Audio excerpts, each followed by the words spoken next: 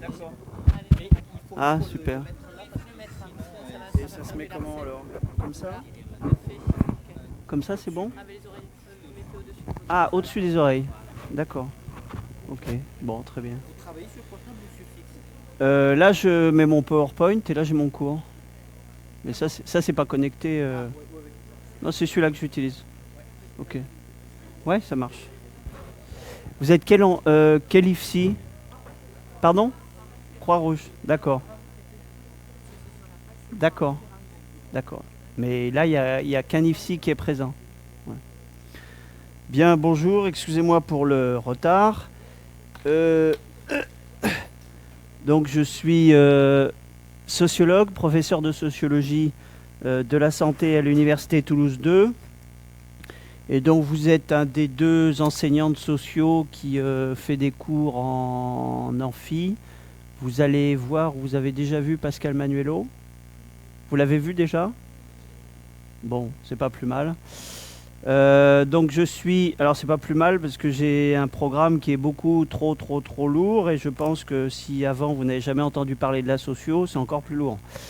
Alors j'ai de la chance cette année puisque j'ai du monde en face de moi. L'année dernière j'étais tout seul en face de l'amphi, donc le dialogue était un peu compliqué. Donc je ne sais pas si on tiendra 2 heures, enfin moi je peux, mais vous c'est pas sûr du tout. Hein. Donc peut-être j'ai plusieurs chapitres dans mon cours et comment dire, je m'arrêterai au bout d'un certain nombre de chapitres pour voir s'il y a des questions.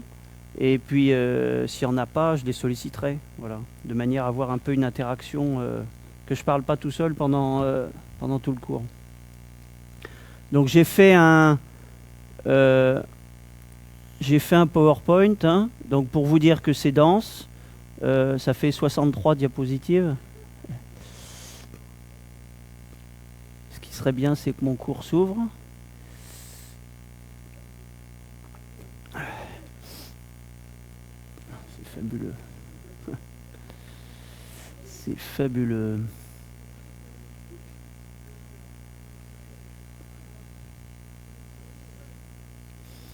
Alors, bureau,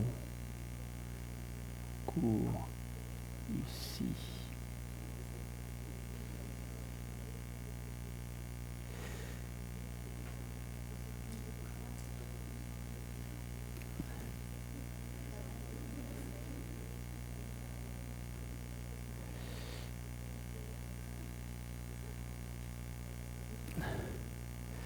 Donc je n'arrive pas à ouvrir mon cours, tout va bien.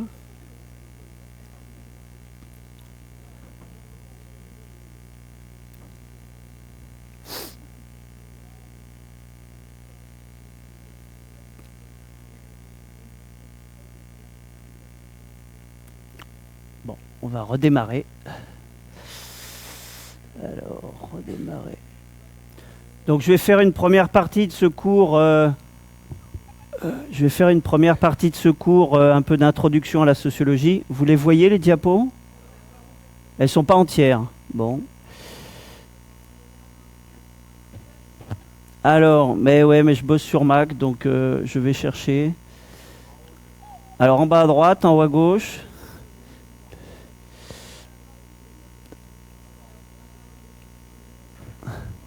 À gauche? À droite? Au milieu?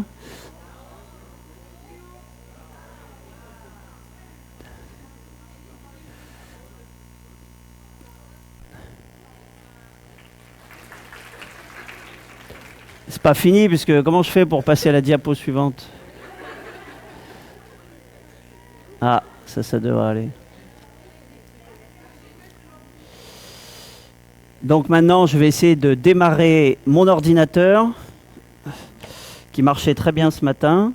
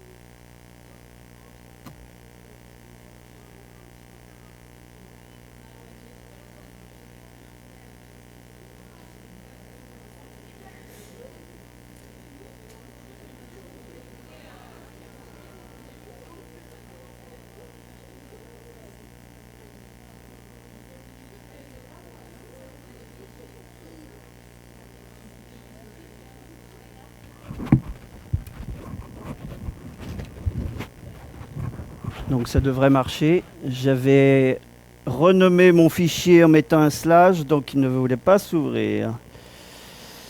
Alors, même si je sais que vous avez peu d'heures en sociologie, que vous n'allez pas vous mettre à lire des livres de sociaux, on est à l'université, donc on a l'habitude, quand on fait un cours, de donner quelques références biographiques. Donc je vais en donner 2 ou 3 au début, et puis on s'arrêtera là, puisqu'évidemment, vous n'allez pas passer des heures à faire de la sociologie, hein. Donc, je cite 2 premiers ouvrages dans lesquels cette question des relations de soins est abordée, dans un ouvrage collectif qui s'appelle Santé-Société, les configurations de la santé, de la maladie et du soin, que vous trouvez dans toutes les bonnes bibliothèques. Et puis un autre ouvrage qui est un recueil de textes. Alors, c'est un outil de travail, donc vous pouvez trouver ça dans les bibliothèques. C'est un outil de travail, c'est un recueil de textes dans lequel un certain nombre d'éléments qui sont abordés dans les formations paramédicales sont présentés, des textes qui sont très courts, qui font 2-3 pages, qui sont des extraits d'articles scientifiques, avec ensuite des questions qui permettent aux formateurs de travailler sur ces textes. Une autre référence d'une collègue qui est anthropologue, sociologue, qui est un des rares travaux qui a été fait sur les relations entre infirmiers et soignés, patients, on les appellera comme on veut, peu importe. Pourquoi? Parce que, comme le titre de ce cours l'indiquait un petit peu, mais il faut que je l'explique, en fait, il y a très peu de travaux qui portent sur les relations entre les professions paramédicales et les patients. Toute la littérature en sociologie ou en anthropologie de la santé, je ne sais pas ce qu'il en est en psychologie, mais s'intéresse aux relations médecin-patient. Et donc, il y a très peu de travaux qui portent sur, encore une fois, les relations entre les infirmiers, les aides-soignants, les kinésithérapeutes ou les spécialistes, quels qu'ils soient, ou les autres professions paramédicales et les soignés. Donc, c'est un peu un abus de langage de dire qu'on va traiter très précisément des relations entre infirmiers, infirmières et malades, puisque l'essentiel de la littérature sur laquelle je vais m'appuyer, c'est plutôt sur les relations avec les médecins. Donc ça, c'est un ouvrage complet qui fait environ 200 pages, dans lequel cet auteur fait une description ethnographique du travail infirmier à l'hôpital. Et donc, il y a beaucoup de scènes de travail qui sont décrites dans cet ouvrage, et en particulier des choses qui concernent les relations avec les patients. Alors, j'ai pris, pour démarrer, quelques citations où on voit émerger la parole des patients, qui ne sont pas inintéressantes en introduction. En particulier, ce qu'on voit dans cette première citation, c'est l'importance de la dimension relationnelle entre le professionnel et le patient. Et en particulier, je ne sais plus si c'est dans cette citation ou la suivante, où on voit que lorsque la communication se passe mal, eh bien, ça peut produire une rupture de la relation de soins. Et c'est une des explications d'ailleurs connues de ce que les médecins appellent l'inobservance médicale. C'est-à-dire le fait que les patients ne respectent pas les prescriptions de traitement ou de comportement, ou alimentaire ou autre, d'hygiène, qui leur sont délivrées. Donc si des patients, ce que nous montre la littérature, si des patients ne respectent pas les prescriptions qui leur sont faites, c'est pas parce que ce sont des imbéciles, parce qu'ils n'ont pas compris, mais c'est parce que c'est au niveau de l'interaction que les choses se sont mal passées. Voilà. Donc on a, l'importance de cette relation, la qualité de cette relation qui est apparente avec cette citation. Donc une gynéco qui expliquait bien, je ne sais pas de quelle manière j'y reviendrai, mais ça veut dire qu'il faudrait être capable d'adapter son langage, son mode de relation, son type de communication au type de patient qu'on a en face de nous, et essayer d'éviter d'avoir un vocabulaire standard pour s'adresser à tous des individus qui sont très divers culturellement et socialement de la même manière. Donc la poursuite, la poursuite de ces exemples, de ces citations, pour démarrer.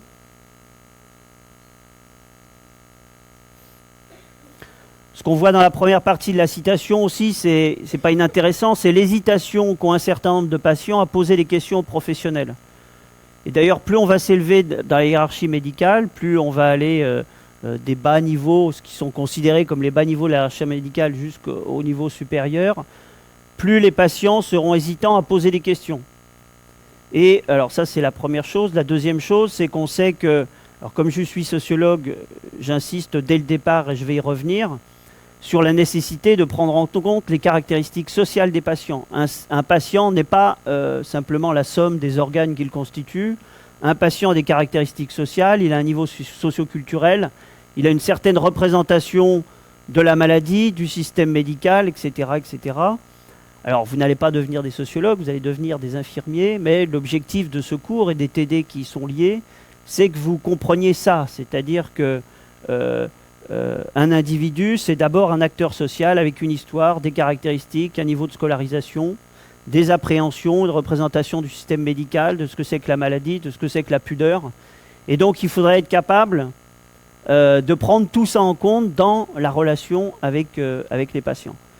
Donc là, si je poursuis sur la première partie de les citations, vous n'avez pas compris, mais ce que dit un peu la citation, c'est que le plus souvent, on n'ose pas le dire. On n'ose pas le dire. Et ce qui est d'ailleurs frappant, c'est que du côté du professionnel, la manière de s'adresser aux patients est différente suivant qu'ils sont, on va dire, en bas de la hiérarchie sociale, en bas des catégories sociales ou au-dessus. Moi, j'ai déjà constaté, alors je fais des petites expérimentations à mon niveau quand je vais chez le médecin, hein, je lui dis que je suis professeur des universités et chercheur en sociologie, et tout de suite, vous pouvez être sûr qu'il va se mettre, alors que je ne vais rien demander, à m'expliquer tout un tas de choses sur ce qui me concerne, le fonctionnement des organes, les raisons pour lesquelles il me prescrit tel ou tel produit, il me fait tel ou tel examen. C'est systématique. Et donc, ce que ça montre bien, c'est que non seulement du côté du patient, de l'acteur social, il y a une capacité à entendre, à comprendre l'idée selon laquelle on va pouvoir oser poser des questions aux professionnels. Et du côté du professionnel, il y a des manières de s'adresser aux patients qui sont extrêmement différentes suivant la manière dont on se représente ce patient. Et il suffit à un patient de dire « j'ai tel niveau de diplôme » ou « j'ai tel type de compétences » pour qu'immédiatement, essayez de faire le test. Hein, lorsque vous allez voir votre médecin généraliste, dites-lui que vous êtes étudiant en première année, d'école d'infirmière. Vous allez voir sa réaction, tout de suite, il va se mettre à vous expliquer les choses. C'est très clair. Et donc, question de l'enquêteur. E, c'est l'enquêteur. D, c'est le nom de l'initiale du prénom fictif, évidemment, de la personne enquêtée par le sociologue. Il y a des fois, on est tellement surpris. Alors, on est surpris par la manière dont sont posées les questions, dans la manière dont les professionnels interviennent. C'est pire que la police. Donc ça concerne autre chose. C'est plus la question de la communication, c'est la question de la pudeur, c'est la question de la manière de respecter ou pas l'intimité des patients à l'hôpital. Alors donc j'ai dit que j'aborderais dans un premier point, avant de regarder tout ce qui peut déterminer les relations entre le professionnel, j'ai envie de dire quel qu'il soit, le professionnel et les patients, quelques éléments pour expliquer ce que c'est que la démarche socio. Puisque vous avez déjà eu peut-être les cours de psychologie, c'est le cas. Donc vous avez eu des éléments pour comprendre ce que c'était qu'une démarche de psychologie. Donc là, c'est complètement différent, mais c'est complémentaire. Hein. C'est complètement différent, mais c'est complémentaire. Alors quand j'ai mis, ça semble être un truisme de dire, une évidence de dire la sociologie, c'est d'expliquer le social par le social, ça veut dire qu'une relation de soins, c'est du social, une relation de soins. C'est pas seulement du psychologique. C'est aussi du psychologique, mais ce n'est pas que ça. Ce ne sont pas seulement deux subjectivités qui entrent en relation, ce sont encore une fois des individus qui ont des caractéristiques sociales, des dispositions, qui ont connu une certaine disposition, je reparlerai, une certaine socialisation, je reparlerai, Donc ce sont deux acteurs sociaux avec des caractéristiques particulières qui entrent en relation. Par exemple, c'est un homme et c'est une femme, ou ce sont deux hommes. Et on sait très bien que la question du genre est très très importante pour comprendre une relation sociale, quelle qu'elle soit, la relation de soins ou toute autre relation. Donc ça veut dire que pour nous, expliquer une relation de soins, encore une fois, qu'on peut aborder d'un point de vue sociologique, ce n'est pas l'expliquer par la personnalité des individus, ce n'est pas considérer qu'il y a des bons et des méchants, ce n'est pas l'expliquer par des dimensions naturelles ou que sais-je encore. C'est bien expliquer le phénomène social qui nous intéresse, là en l'occurrence les relations entre le professionnel et le patient, par des éléments sociaux. Et donc tout ce que je vais essayer de faire dans ce cours, c'est de lister un certain nombre d'éléments sociologiques qui expliquent la manière dont se déroule une relation entre un patient et un professionnel. Et encore une fois, si c'est important de comprendre la manière dont se déroule une relation, c'est parce que ça a des conséquences très très fortes sur le rapport que va ensuite avoir l'individu à sa maladie, au système de soins, aux professionnels. L'autre chose qu'on peut dire en introduction, même si ça a déjà été dit par ma collègue, c'est que la démarche sociologique, ça ne consiste pas à juger qu'une relation est bonne ou mauvaise, hein. Nous, notre boulot en tant que sociologue, c'est premièrement de décrire cette relation. Comment ça se passe? Quel type d'explications sont données? Est-ce qu'il y a des émotions qui circulent, etc. Que sais-je encore? Mais c'est surtout pas de dire c'est bien ou c'est mal. Ça, c'est votre boulot, c'est le boulot de vos formateurs, de dire c'est surtout pas ça qu'il faut faire. Nous, notre travail, c'est d'expliquer, par exemple, une relation entre deux acteurs sociaux, entre un professionnel et un profane. Parce qu'on parle à propos des patients, on dit aussi que c'est des profanes, c'est des gens qui ne savent pas, hein. C'est d'expliquer ça, c'est de décrire et d'expliquer ça par un certain nombre, je l'ai dit précédemment, d'éléments sociaux. Alors j'ai mis RPM, c'est une abréviation pour relation patient professionnel malade. Donc vous mettez une abréviation, celle qui vous convient, peu importe. Donc l'idée générale de ce cours, c'est d'essayer de vous montrer que les relations entre ces professionnels et ces malades, ce que j'ai noté RPM dans l'abréviation, c'est des relations sociales et pas seulement des relations entre des subjectivités, des personnalités de tel ou tel type, mais bien des acteurs sociaux qui ont des histoires particulières, qui ont connu des formes de socialisation, qui ont peur ou pas de la maladie, qui définissent la maladie d'une manière ou d'une autre, qui ont des rapports au corps très différents. Je vais y venir dans la suite de ce cours. Et alors j'ai mis qui produisent le soin, ça veut dire que ces deux acteurs sociaux vont coproduire le soin. Vous n'êtes pas tout seul, hein, la relation de soin. Le soin, c'est quelque chose qui résulte de la relation entre les deux acteurs. Celui qui, on va dire, est le prescripteur, hein, celui qui engage la relation de soin, et celui qui ne fait pas que la subir. Autre chose, toujours pour commencer à présenter la démarche sociologique, donc je suis quand même en amont, hein, j'essaye de présenter la démarche sociologique. Notre travail, ça consiste à mener l'enquête. J'ai cité tout à l'heure l'ouvrage d'Anne Vega.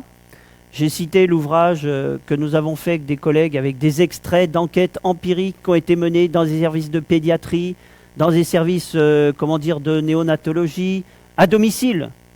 Hein, des enquêtes qui ont été faites à domicile pour observer la manière dont se déroulent les relations de soins. Notre travail, ça consiste à aller sur le terrain, mener l'enquête, observer, prendre des notes. Ça m'est arrivé à plusieurs reprises dans des services de soins ici, à Rangueil, dans un service avec des patients insuffisants rénaux chroniques, avec des patients diabétiques, de circuler avec mon carnet de notes et de regarder comment ça se passait. Comment des internes, par exemple, j'ai cet exemple qui me vient à l'esprit, comment des internes qui sortent de formation, qui sont encore dedans, qui sont censés avoir reçu des cours de psychologie et de sociologie, je dis ça parce que j'ai pu être heurté par la manière dont les choses se passaient en 2016, 2017, hein, comment des internes vont se conduire avec des malades. J'ai encore vu des choses qui, de mon point de vue, sont choquantes, avec des gens qui continuent à s'adresser à des patients comme si c'était une somme d'organes, hein. Alors, je veux dire, avec un professeur qui a 40 ans de carrière derrière lui, a priori, pourquoi pas? Mais avec des gens qui sortent de formation, on voit qu'il y a du travail à faire. Hein. Donc il y a du travail à faire en termes de formation pour que les professionnels dans leur ensemble, les professionnels du monde médical, aient des attitudes vis-à-vis des patients qui ne soient plus des attitudes, on va dire, autoritaires ou paternalistes, pour reprendre des termes que j'utiliserai ultérieurement, mais qu'ils fassent preuve de respect, de sensibilité, ne serait-ce que pour des raisons d'efficacité avec les malades. Donc on mène l'enquête, on se promène dans un service de diabéto, on décrit ce qui se passe, par exemple, comment l'infirmière s'adresse aux patients. Je me souviens d'avoir observé des choses où successivement entraient dans la chambre du patient l'infirmière, l'interne, puis le médecin. Alors déjà pour un patient, c'est pas rien, ça veut dire quelque chose quand même, cette succession de professionnels à qui il faut répéter, en l'occurrence c'était le cas, à qui il faut répéter, enfin, c'est en tout cas l'impression que pouvait avoir le patient, à qui il faut répéter les mêmes choses 3 fois. Hein. Et donc on a pu constater des attitudes différentes qui sont liées à la fois à la profession, donc à la formation, mais aussi à des, qui renvoient quand même en partie à des caractéristiques personnelles, ce dont il faudrait tenter de s'extraire. C'est-à-dire avoir une relation professionnelle, mais pas personnelle avec les patients. Alors j'ajoute, j'en reparlerai peut-être un petit peu à la suite, si j'ai le temps, que la relation entre des professionnels et des patients, il faut bien que vous soyez conscient qu'elle dépend aussi de l'organisation du service. Pour le dire une première fois d'une manière caricaturale, si vous n'avez pas le temps, vous n'avez pas la même relation de soins que si vous avez du temps pour rester au chevet du malade, faire une prescription, lui expliquer ce qui se passe. Donc l'organisation du service, c'est quelque chose qui ne dépend pas de vous, qui ne dépend pas entièrement de vous, et pourtant qui va configurer de manière très sensible la manière dont ça se passe entre vous et les patients.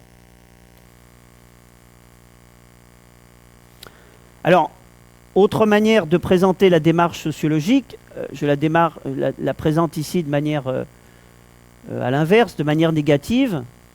On ne dira pas en sociologie, comme on l'entend souvent de la part des professionnels, c'est normal que les parents soient angoissés vu la gravité de la maladie.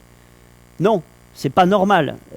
C'est pas normal. Si les parents sont angoissés, c'est parce que la manière dont ils sont accueillis, la manière dont les choses leur sont expliquées, induisent sans doute en partie cette angoisse de parents, d'enfants accueillis à l'hôpital. Ou, j'ai dit tout à l'heure que la psychologie et la sociologie étaient complémentaires, on peut sans doute expliquer une partie de la relation entre les professionnels et les patients par la personnalité, mais nous, on va dire qu'on explique ça par d'autres éléments.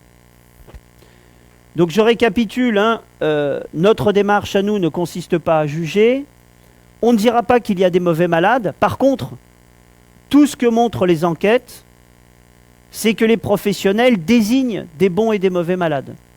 Dans toutes les enquêtes que j'ai pu faire, dans toutes les enquêtes que j'ai pu lire, on s'aperçoit que les professionnels désignent des bons et des mauvais malades. Et donc ce qui peut être intéressant, c'est de s'interroger un peu de l'extérieur, de savoir quels sont les critères qui sont retenus par les professionnels pour dire qu'un malade est un bon malade. Est-ce que c'est un malade qui ne dérange pas, par exemple, qui ne dit rien, qui ne pose aucune question, qui n'est pas tout le temps en train d'appeler, on peut imaginer, qui n'est pas tout le temps en train d'appeler les professionnels. Mais alors, ça, c'est des choses qu'on va trouver dans certains services, mais dans d'autres services, avec d'autres spécialistes, d'autres spécialités, on aura d'autres définitions du bon et du mauvais malade. Nous, notre boulot de sociologue, ce ne sera pas de dire un tel a raison ou un tel a tort, mais c'est de constater que dans le fonctionnement habituel des services de soins, les professionnels attribuent des bons points, si je peux dire les choses comme ça, et considèrent qu'il y a des bons malades et qu'il y a des mauvais malades. Donc ce qui peut être intéressant pour vous quand vous allez sur le terrain, c'est d'essayer d'écouter les professionnels qui sont sur le terrain depuis des années, d'essayer de comprendre qu'est-ce qu'ils font, quels sont leurs critères pour désigner les bons et les mauvais malades. Qu'est-ce qui explique que dans un service donné, avec telle organisation, avec telle obligation, on désigne tel malade comme un mauvais malade?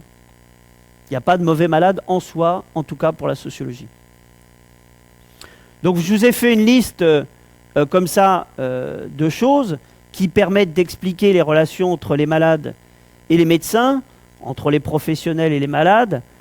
le type de compétences acquis par les professionnels, le type de management qu'on trouve dans le service, très important, le type d'organisation du service ou l'organisation du travail, le type de malade ou le type de pathologie, la disposition des lieux. Hein.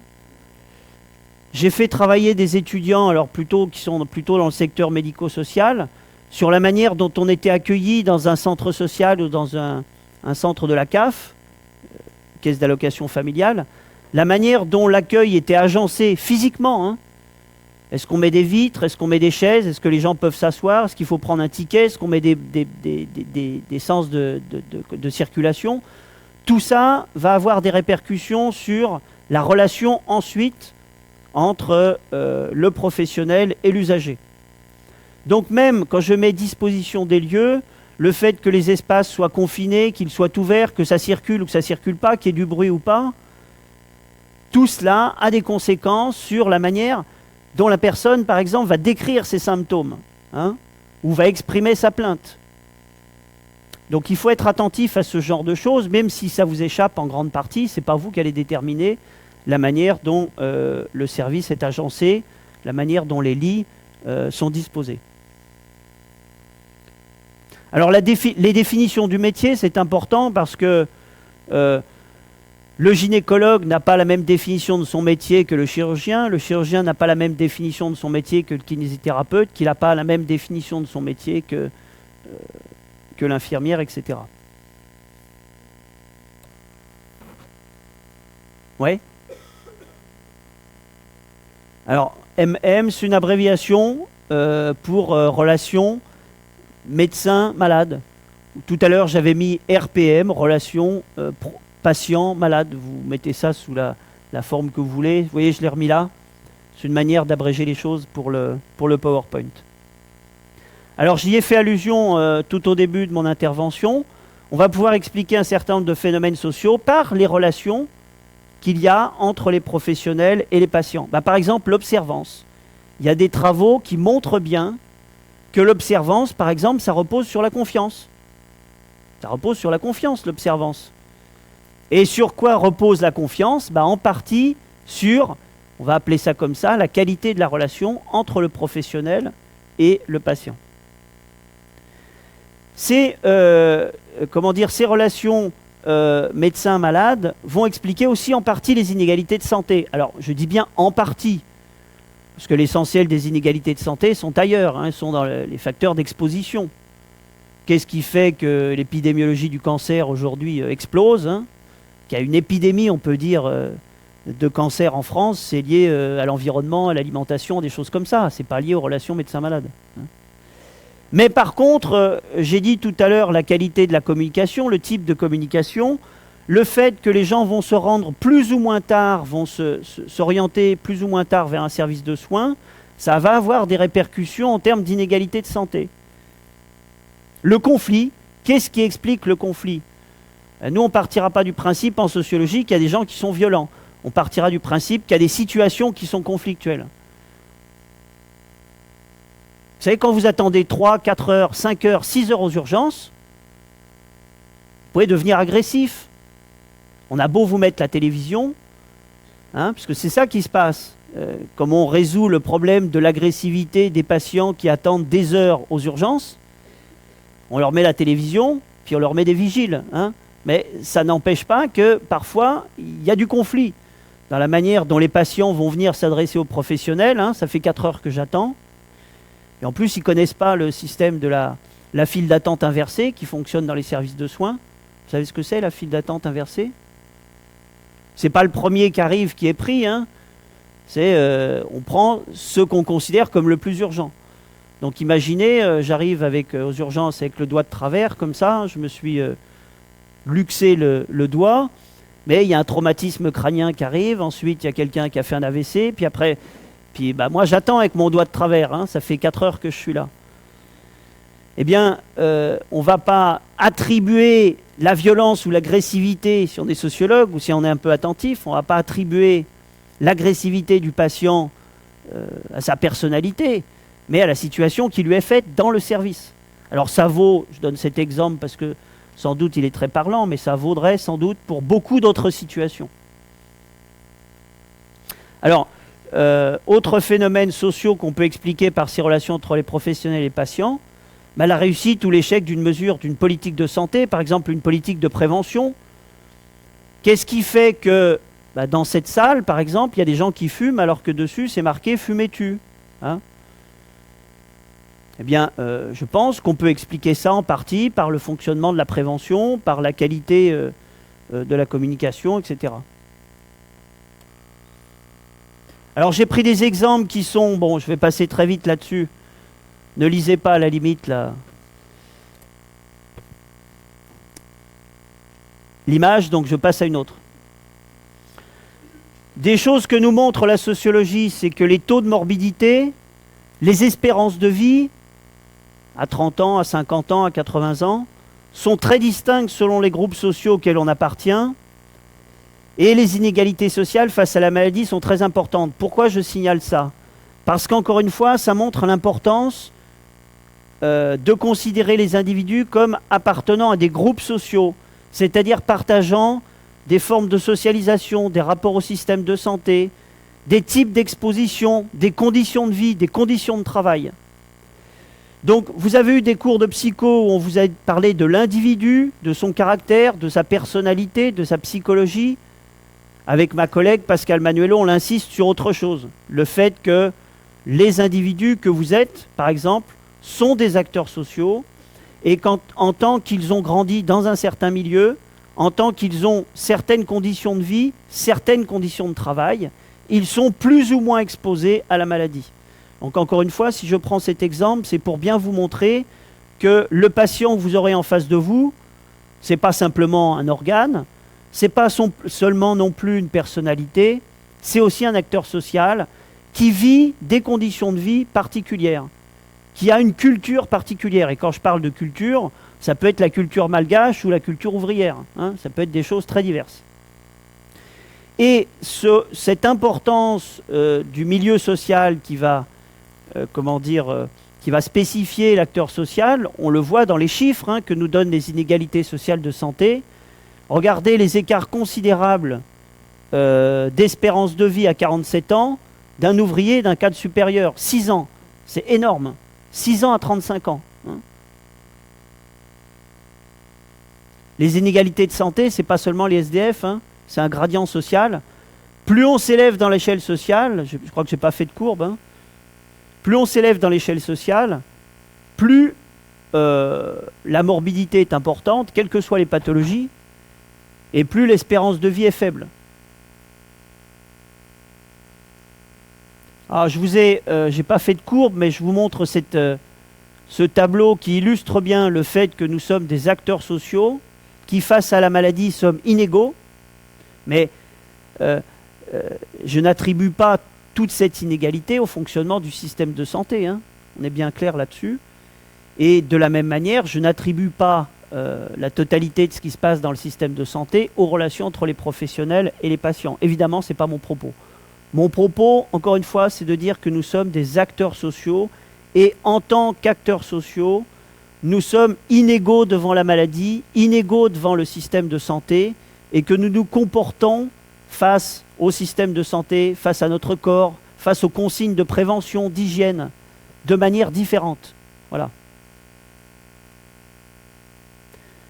Espérance de vie à 35 ans, alors c'est des chiffres qui sont un peu vieux, ils sont difficiles à trouver ces chiffres. Hein.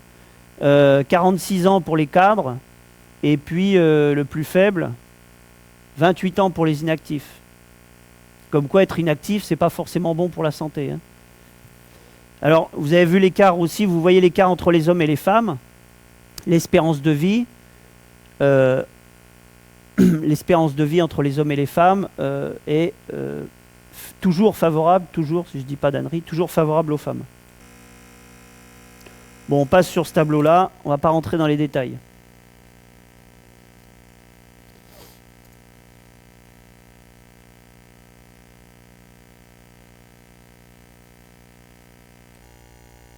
Alors, on va rentrer après cette... Non, on va faire une pause, j'avais dit que... Enfin, pas une pause.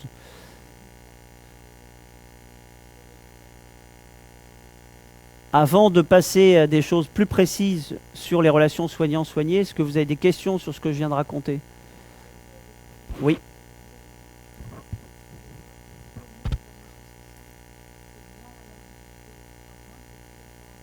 Ouais, c'est ça. La morbidité diminue. Ouais.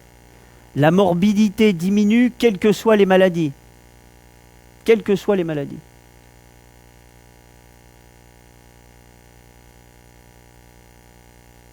Oui.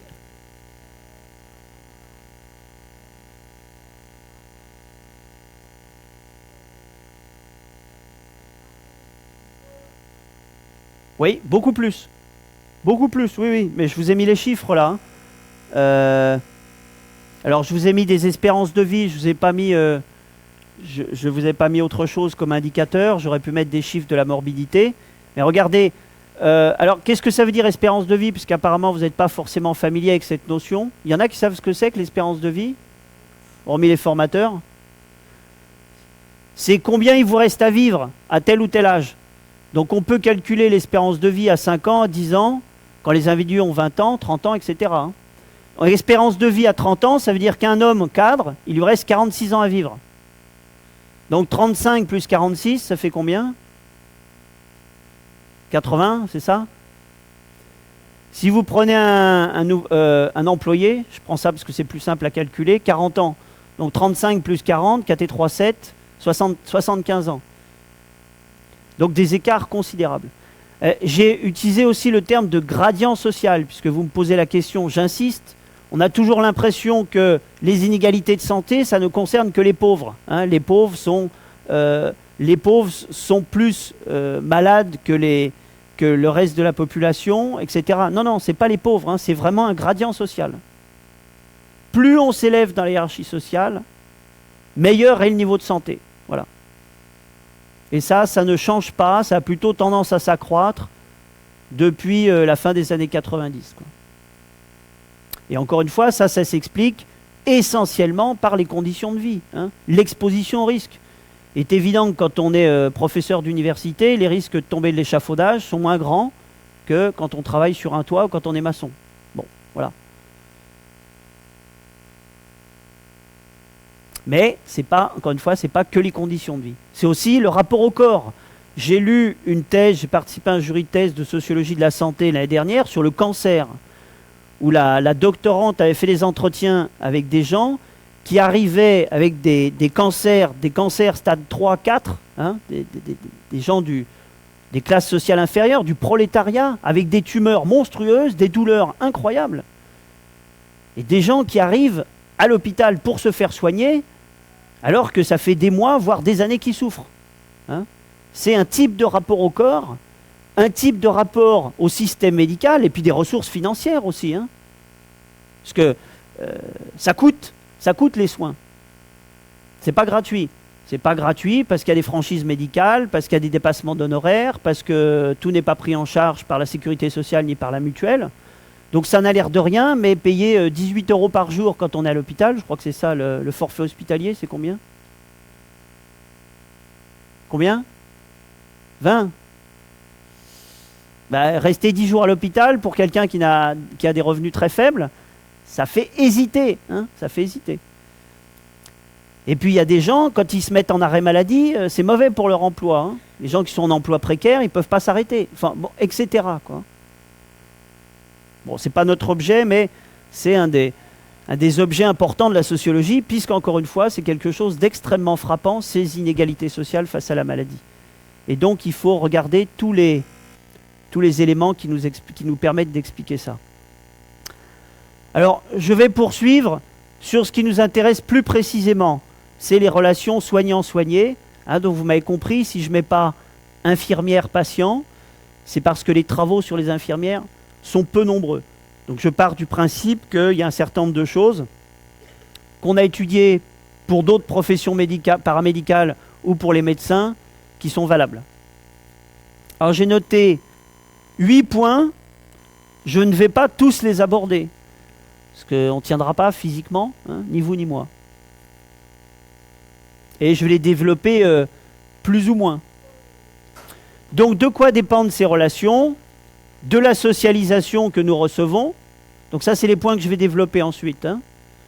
De ce qu'on appelle la socialisation secondaire ou professionnelle. Bah vous, quand vous sortirez de vos études d'infirmière, vous n'aurez plus la même représentation du corps. Vous n'aurez plus la même représentation de la maladie. Hein. Donc ça, c'est ce qu'on appelle la représentation secondaire ou professionnelle. De quoi dépendent les relations soignants-soignés? De l'organisation du service, de l'organisation de l'hôpital, de la clinique, voire du domicile. Des textes de loi. Alors j'aurais dû prendre des exemples sur la démocratie sanitaire. Bon, j'ai pris un exemple plutôt sur les parcours de soins. J'en dirai quelques mots. Non, pardon, je parlerai des parcours de soins à propos des politiques publiques. Des évolutions sociales telles que l'usage d'Internet. On sait qu'il y a beaucoup d'inquiétudes de la part des professionnels vis-à-vis d'Internet. Pourquoi? Parce que les profanes que nous sommes, que vous êtes encore, ben quand on se pose des questions sur son état de santé, quand on se pose des questions sur le diagnostic que nous a donné le médecin, quand on reçoit des examens biologiques avec des chiffres, qu'est-ce qu'on fait maintenant tous? On va sur Internet, on va sur Doctissimo, voilà. Mais vous savez, j'ai même vu des gens qui codaient qui rentrent à l'hôpital, hein, des gens qui rentraient les diagnostics, c'est pas des médecins, hein, mais des secrétaires médicales qui codaient des diagnostics pour un truc qui s'appelle le PMSI, avec Doctissimo, hein, quand même, c'est pas mal. Hein. Donc nous sommes tous abonnés au forum. Vous avez un diabète, vous allez sur le forum des diabétiques.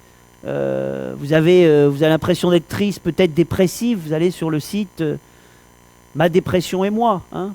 Vous allez sur Doctissimo, que sais-je encore, les forums. C'est d'ailleurs un objet d'étude très intéressant pour les sociologues. Qui va sur les forums? Quelles sont les questions qu'on pose?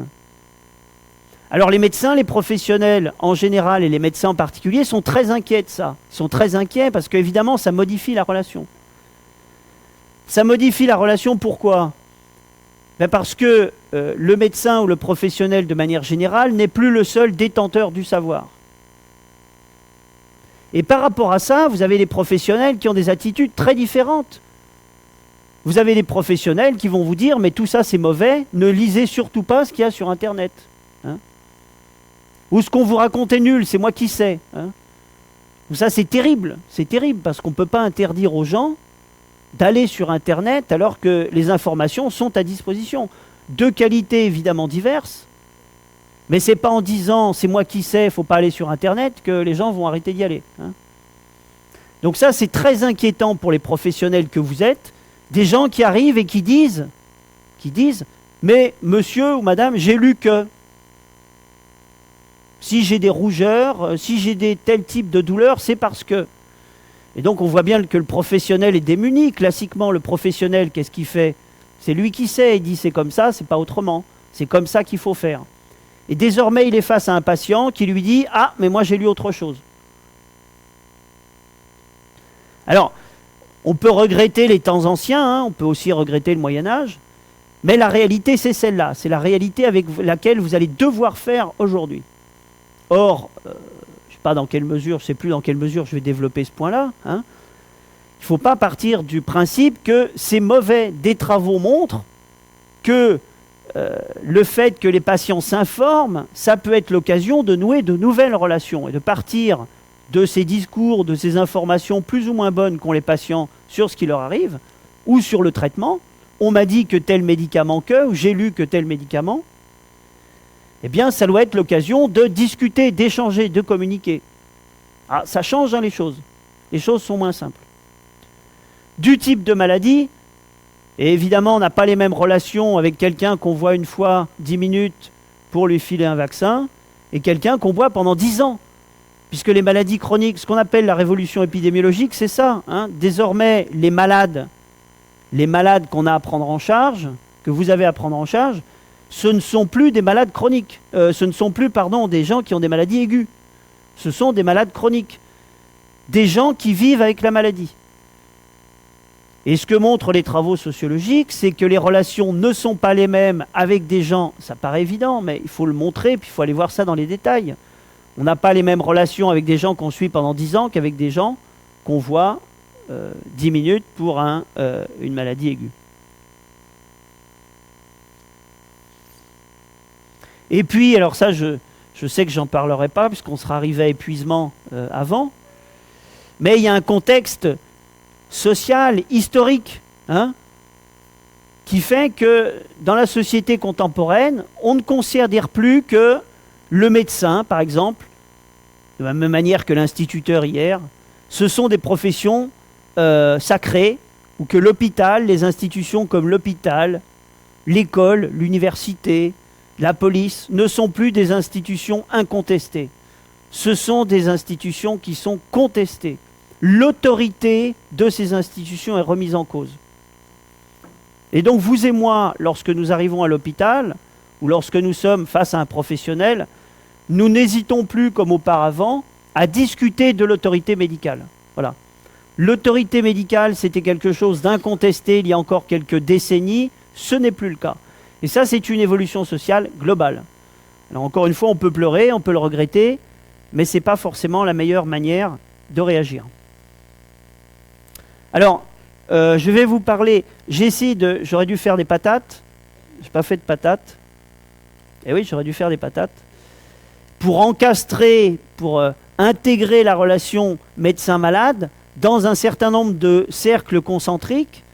C'est-à-dire que s'il fallait dessiner deux petits bonhommes en relation l'un avec l'autre, eh bien d'abord on leur attribuerait une solution, une socialisation, et ensuite ces individus on les mettrait dans un premier cercle, qui est la relation à un niveau micro-sociologique, c'est-à-dire les interactions. Les interactions, qu'est-ce qui se passe dans les interactions? Par exemple, tout ce qui relève de la communication non verbale. Il y a des choses qui se disent verbalement, mais il y a des choses qu'on fait passer avec notre attitude corporelle. Hein. Bon, bref, les interactions, c'est le cercle le plus étroit. Et on peut expliquer ce qui se passe. Par exemple, une rupture de communication. Vous avez un infirmier qui dit quelque chose à un patient, le patient tourne la tête. Il n'écoute plus. Ça vous est arrivé à midi, hein, quand vous avez déjeuné avec un autre étudiant, par exemple, il y a un moment, il vous a saoulé. Qu'est-ce que vous faites quand il vous saoule, hein? Vous tournez la tête. Au pire, vous prenez votre plateau, puis vous allez manger ailleurs. Hein. Mais qu'est-ce qu'ils font les sociologues? Ils essayent de comprendre ce qui fait qu'à un moment, il y a eu rupture dans la communication. Qu'est-ce qui fait qu'à un moment, vous avez pris votre plateau, vous avez tourné la tête, puis que l'échange s'est arrêté, qu'on est passé à autre chose, hein? Qu'est-ce qui fait que vous avez quitté la scène? Eh bien, on peut le comprendre en étudiant ce qui s'est dit et la manière dont la communication verbale ou non verbale a réussi à apaiser la relation, à résoudre le problème, ou pas. Voilà. Deuxième cercle dans lequel est prise. Donc, pourquoi j'insiste là-dessus? Parce qu'encore une fois, si on veut comprendre la réaction d'un patient à ce que vient de faire ou à ce que vient de dire un professionnel, il faut regarder comment ils communiquent, comment ils interagissent. Donc le langage verbal, les mots, mais aussi la communication non verbale. Deuxièmement, le cercle au-delà, c'est le service. C'est le service. Hein, c'est un niveau qu'on appellera mésosocial. C'est le fonctionnement du service, voire le fonctionnement de l'hôpital. Ça explique l'interaction entre le patient et le professionnel. Et le troisième cercle le plus large, c'est la société dans laquelle on se trouve, la société contemporaine, notre système culturel, pourquoi pas notre système de protection sociale, notre définition de la maladie, de la beauté, de la pudeur, de la santé. On ne définit pas la santé aujourd'hui en France en 2019 comme on définissait la santé en 1930, ne serait-ce parce que l'espérance de vie n'est pas la même. Les risques de mourir à 1 an ne sont pas les mêmes. Donc notre rapport au corps, notre définition de la vieillesse aujourd'hui, si je vous dis vieillesse, vous pensez quoi? C'est quoi le premier mot qui vous vient à l'esprit? Dépendance. Dépendance. Aujourd'hui, nous sommes dans une société où vieillesse égale dépendance. Vieillesse égale problème. C'est quand même incroyable. Il y a des gens qui appellent ça l'agisme. L'agisme. C'est quoi l'agisme? C'est le fait de rejeter les personnes âgées. Hein. La valeur des personnes âgées dans la société contemporaine n'est pas très élevée. Hein. Les gens qui sont plus productifs, qui coûtent cher, qui vont devenir dépendants, voire qu'ils sont déjà. Et évidemment, dans la France d'il y a 30, 50, 100 ans, c'était une place qui faisait une place différente aux jeunes et aux vieux, aux actifs et aux inactifs. Et donc ça explique aussi le type de relation qu'il y a entre le professionnel. Ça peut très simplement, hein, très simplement, les professionnels ne s'adresseront pas de la même manière à un patient jeune, à un enfant, un patient jeune, un jeune adulte ou un patient qui a 70 ans.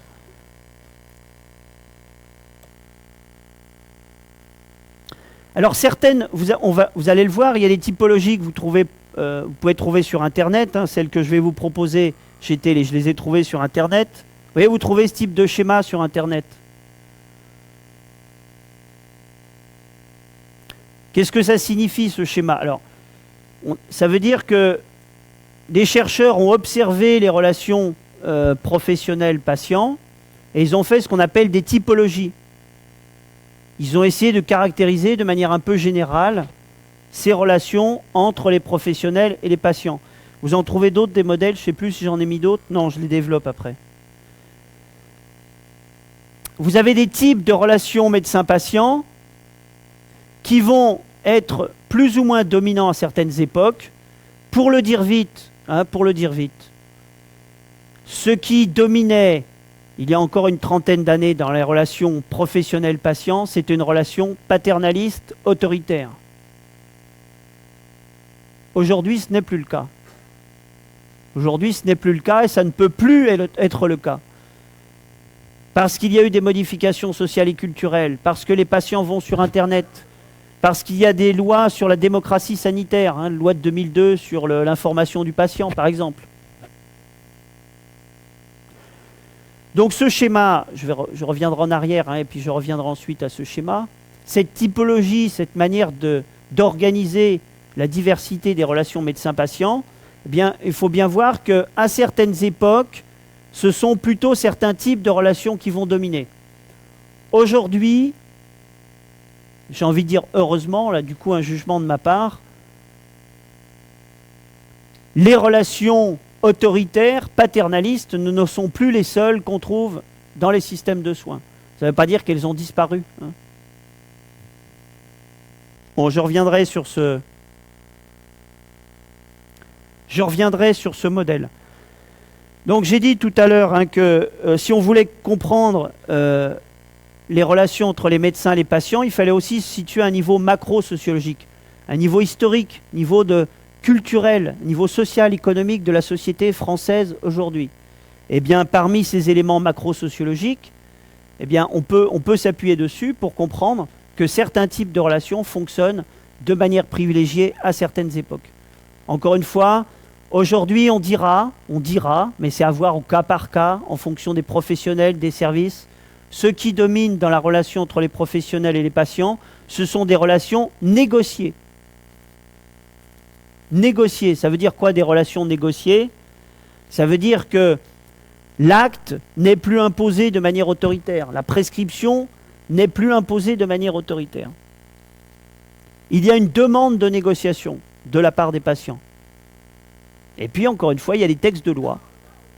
Il y a des textes de loi qui sont là pour dire aux professionnels, vous devez informer les patients. Après, notre boulot en sociologie, ça peut être aller voir ce qu'il en est effectivement. Certains modèles de relations dominent dans certaines organisations.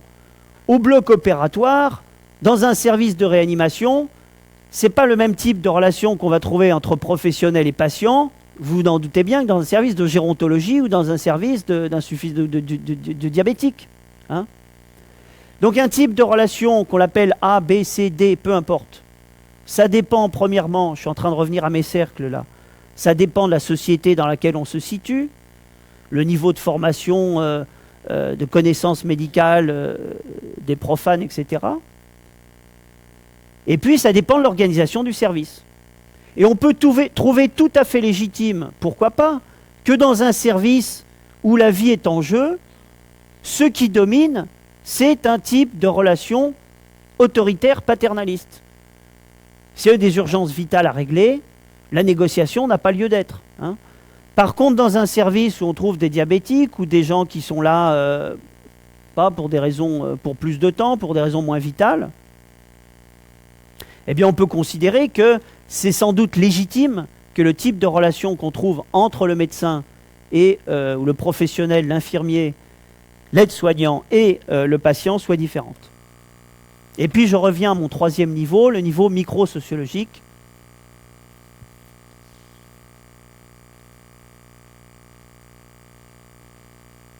Que j'ai déjà explicité précédemment. Compliant, tout le monde sait ce que ça signifie? Ils savent tous? J'interroge. Compliant, c'est qui obéit en quelque sorte, qui fait ce qu'on lui dit de faire, qui pose pas de questions, qui pose pas de problèmes. Voilà. Peut-être obéissant, mais obéissant, c'est un caractère trop...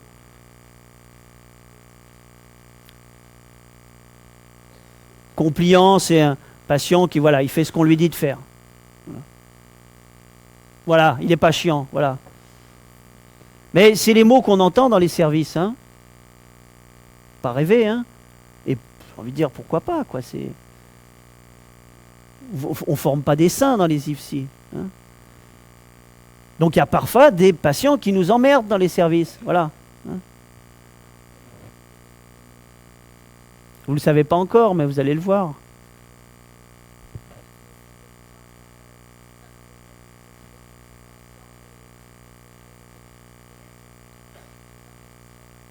Oui, évidemment, mais c'est pas toujours facile. C'est pas toujours facile.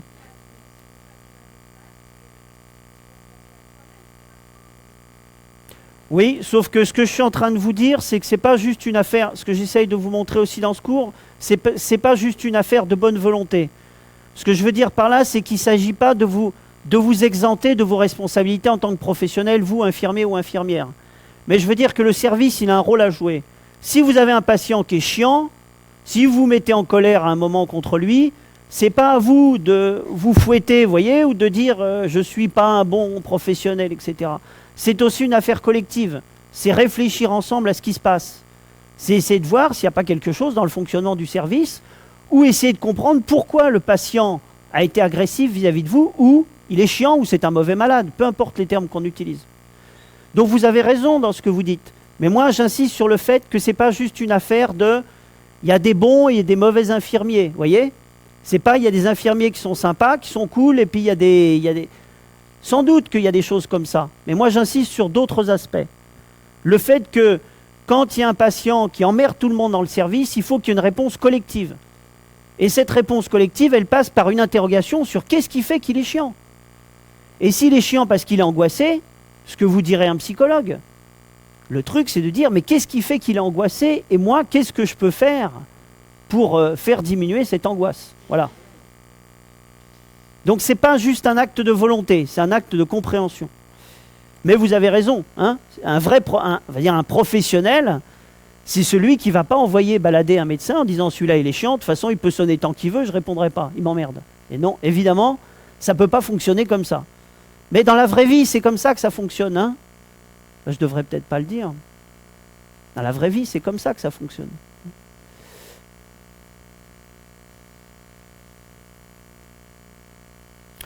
Alors je vous cite, j'essaye d'éviter de le faire. Je vous cite des auteurs, en plus des auteurs canoniques qui sont morts depuis longtemps.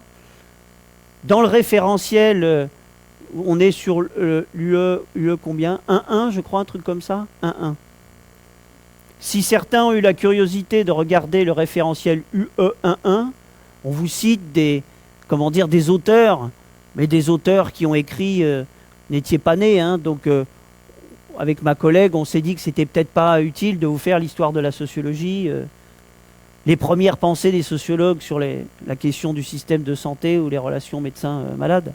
Mais bon, voilà, parfois des noms nous échappent.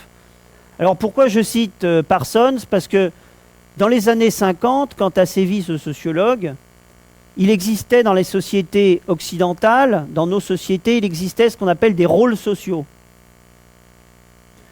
On était dans des sociétés assez normatives dans lesquelles la société nous disait ce que ça signifiait se comporter comme un fils, se comporter comme un époux, se comporter comme un malade. C'est-à-dire la société proposait à l'ensemble des individus des manières de se conduire très normatives. Il y avait ce qu'on appelle, ce que Parsons a appelé, un rôle de malade. Il nous disait, la société, donc elle définit ce que c'est qu'un époux, ce que c'est qu'un enseignant, ce que c'est qu'un enfant, un fils. Eh bien, cette société, qui était une société très fonctionnelle, fonctionnaliste, normative, elle définissait des rôles sociaux. Qu'est-ce que c'est qu'être une mère au foyer? Voilà, il y avait un rôle social de la mère au foyer. Aujourd'hui, il n'y a plus guère que l'INSEE pour parler de la mère au foyer, hein, on ne sait plus ce que c'est. En tout cas, il n'y a plus de rôles sociaux. Nous sommes dans une société où les rôles sociaux n'existent plus. Hein. La meilleure preuve, c'est au sein de la famille. Tout se discute, tout se négocie. Le rôle social de père pour le fils ou sa fille, c'est quelque chose qui se discute, qui ne va plus de soi. Et d'ailleurs pour le père lui-même. Hein. On voit bien que dans les familles, il y a des négociations qui n'existaient pas auparavant. Pourquoi? Parce que les choses ne sont plus prédéfinies, prédéterminées, et puis indiscutées. Non, aujourd'hui, dans les familles, on discute. On discute de qui a le droit de faire ceci ou cela, de la marge de liberté des uns et des autres, des obligations des uns et des autres, du fils, du père, de la mère, etc. Ben, c'est la même chose à l'hôpital. À l'hôpital ou dans la société, eh bien, il y avait quelque chose, dont nous parle Parsons, qui s'appelait le rôle de malade. Alors, il y avait aussi ce que le malade est en droit d'attendre du professionnel. Alors, quelles sont les obligations du malade? Première obligation, tenter de recouvrer la santé. Et donc, faire tout ce que dans ce rôle de malade normatif défini par Parsons, tout faire pour recouvrer la santé le plus rapidement possible. Et donc, obéir aux prescriptions du médecin. Eh bien ça ne fonctionne plus comme ça. Alors j'avais des détails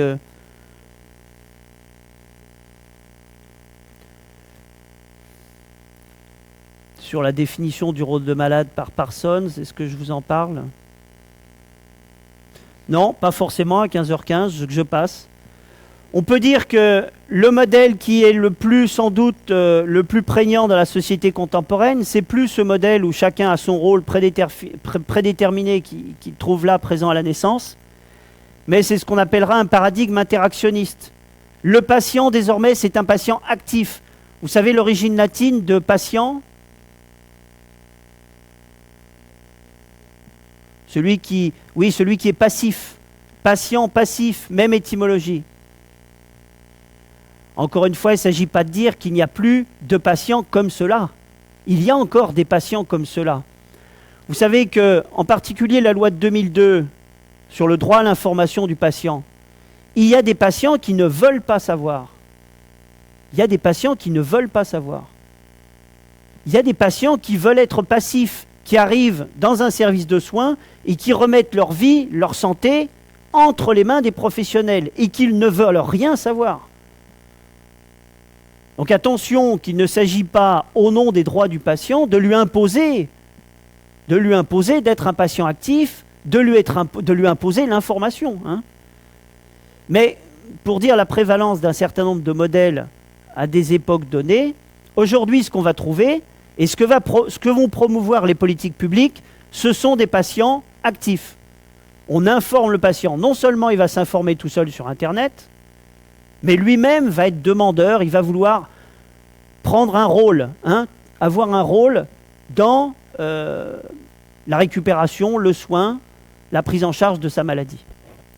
Alors, le patient est actif et le patient négocie. Le patient négocie sa place à l'hôpital, le patient négocie sa place dans le service de soins, le patient négocie son traitement.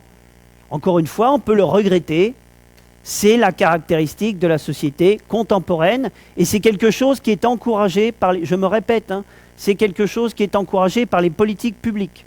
le patient actif.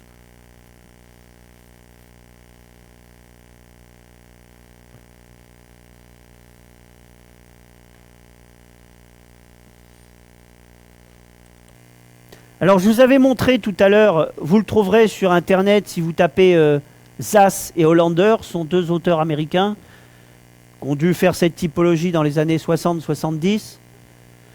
Donc, essayez pas peut-être de copier le schéma, même le tableau, même si je l'ai fait passer tout à l'heure. C'est vraiment une modélisation, c'est très abstrait ça, mais c'est pas inutile pour s'y retrouver. Donc, je récapitule ce que je disais tout à l'heure.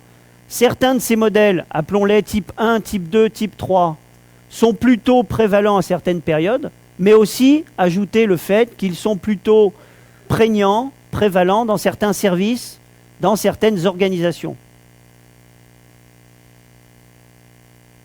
Et c'est d'ailleurs la thèse de Zas et Hollander de dire que dans certaines situations, ce qu'on va demander au patient, c'est la passivité, ou la seule chose, la seule attitude qu'il va pouvoir adopter, c'est la passivité. Alors que dans les maladies aiguës, on va lui demander de coopérer.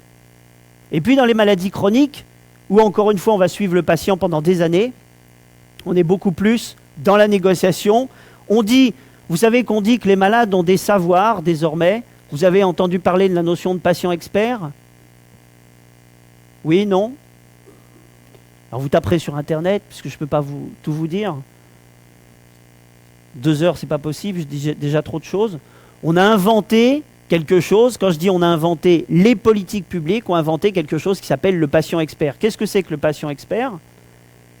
Eh bien, on s'est aperçu qu'il y avait cette transition épidémiologique, on a remarqué que de plus en plus de malades qui occupaient le système de soins, c'était des malades chroniques, et bien que les gens qui étaient malades depuis du diabète ou d'une insuffisance rénale chronique depuis 5 ans, 10 ans, 20 ans, ou qui avaient une sclérose en plaques, ils savaient mieux que les professionnels, quels qu'ils soient, où ils avaient un certain type de savoir sur leur maladie que n'avaient pas les professionnels. Je pense qu'il vaut mieux dire les choses comme ça. Ça veut dire quoi? Ben, ça veut dire que si vous êtes infirmier, si vous êtes aide-soignant, et au mieux si vous êtes médecin, lorsque vous travaillez, lorsque vous êtes en interaction avec quelqu'un qui a une sclérose en plaques depuis 10 ans, vous n'êtes pas juste « il faut faire ci, il faut faire ça parce que c'est écrit dans les livres ». Non. Quel est votre vécu de la maladie? Qu'est-ce que vous pouvez m'en apprendre? Parce que je suis désolé, encore une fois, quand ça fait 10 ans qu'on est insuffisant rénal chronique, on a des savoirs sur sa maladie. Et donc, dans les politiques publiques, on a tiré, plutôt que de considérer ça comme un obstacle, on a formalisé les choses. Et désormais, dans les services de soins, ou lorsqu'il s'agit de mettre en place une politique publique, on va s'appuyer sur des patients experts. Le premier patient expert, ce qui a donné lieu à la création de cette figure du patient expert, c'est le sida, hein. C'est la contamination VIH. Pourquoi? Parce qu'il y a une mobilisation de ces patients atteints du sida qui ont dit « nous sommes les meilleurs experts de notre maladie ». Et nous voulons être partie prenante, non seulement des soins qui nous intéressent, de nos conditions de vie ou de survie, mais aussi des politiques publiques. Désormais, il faut savoir que la recherche sur un certain nombre de maladies, on peut penser au sida ou à la myopathie, en ce moment je travaille sur la myopathie, elle est en partie déterminée par les patients, par les associations de malades. L'AFM, vous connaissez? Association française des myopathies, des myopathies, je pense. Eh bien, c'est une association qui a voix au chapitre dans la direction que prend la recherche. Pourquoi?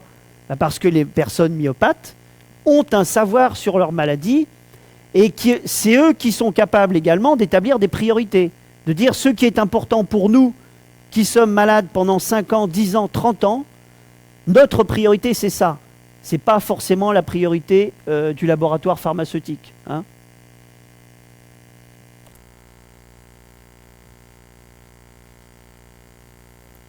Donc, je décline le tableau que vous venez de voir. Donc, on l'a peut-être déjà suffisamment commenté, donc je vais passer un peu vite. Premier type de relation qu'on peut trouver, le type actif-passif. C'est-à-dire, le professionnel est actif, il dit ce qu'il faut faire, il fait, il soigne, etc. Et le patient, il subit. Levez le bras, baissez la tête, prenez votre médicament. Voilà.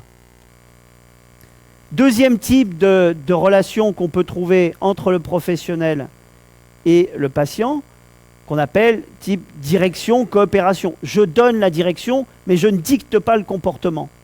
Je guide.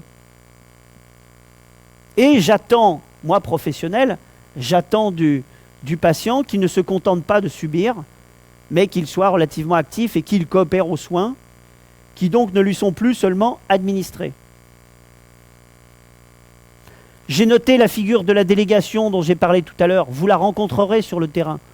Il y a des gens qui s'en remettent à vous, pour des raisons XY qu'on ne peut pas développer ici. Hein.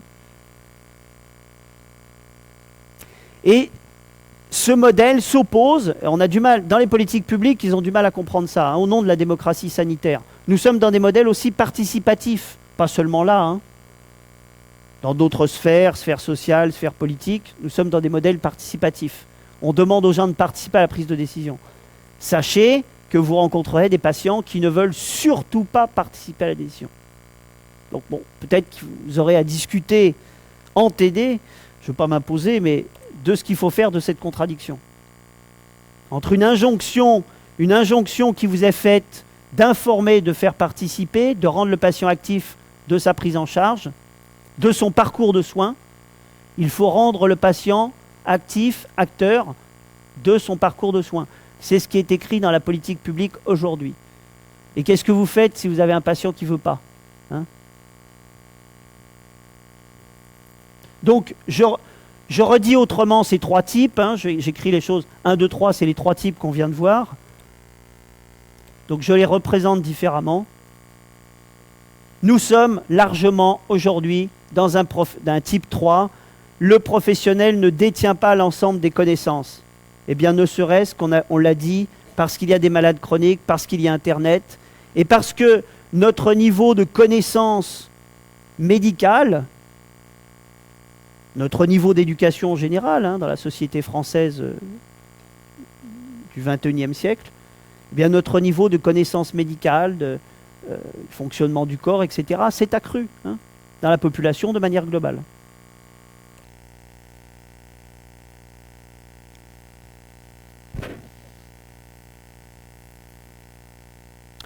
Alors, je le redis, il y a des dominantes, selon les époques, selon les services, mais la littérature montre, et mes observations de la même manière, qu'on peut trouver tout ça encore aujourd'hui dans un service de soins.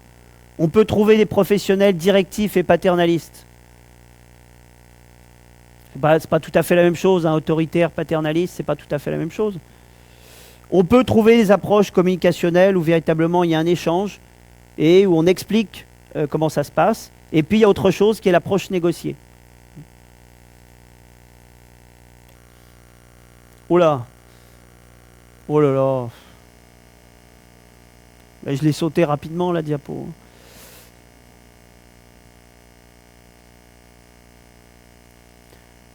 On revient sur la définition du rôle de malade par le professionnel selon les trois types qu'on a déjà présentés dans le tableau, et on les présente à nouveau autrement. Je les présente à nouveau autrement. Il me semble que vous devez prendre pour acquis le fait que désormais le professionnel ne détient pas l'ensemble des connaissances. Parce qu'il y a un niveau d'éducation qui globalement s'est élevé, parce qu'il y a Internet et parce qu'il y a des maladies chroniques, parce qu'il y a du droit à l'information, etc. Ça, je l'ai déjà dit. Alors, il y a 8 points abordés, on est au point 2 ou 1. Vous êtes là jusqu'à quelle heure? Est-ce que vous avez des questions sur ce que j'ai raconté jusqu'à présent?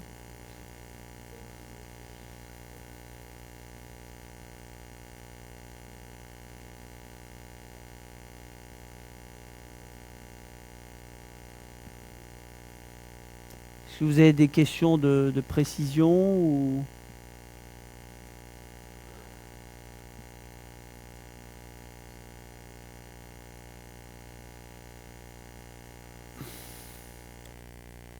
Alors,